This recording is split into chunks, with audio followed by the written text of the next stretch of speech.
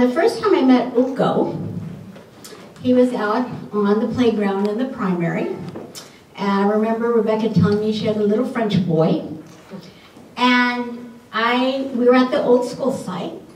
And Hugo was in the playground. And he had every kid running after him. And they all loved him. And he'd run, and then he'd stand still and have his arms out. And they would jump up and try to catch him. He would try to, hold them up with his arms. And they just were loving him. They just loved this child.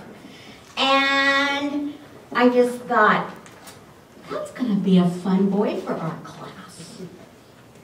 And you have been so much fun to have.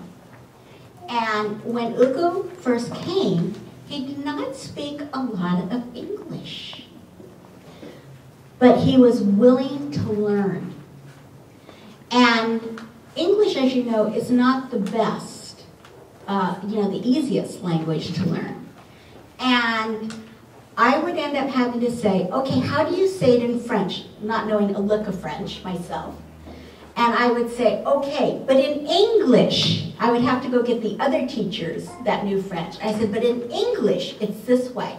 And he would listen so intently, and he would repeat it, and he would repeat it until he got it right. And that was wonderful. That was wonderful. And Hugo, you hold a special spot in my heart. Because I think that your gifts are fabulous. You cannot believe how artistic this child is and what joy he brings to everybody that meets him. And I'm talking about adults, children, staff members, other parents. He is a joy to have. And he makes our classroom rock. And I love him for that. And Hugo, I hope you stay in touch with me, because I'm going to stay in touch with you. I want to know what's going on.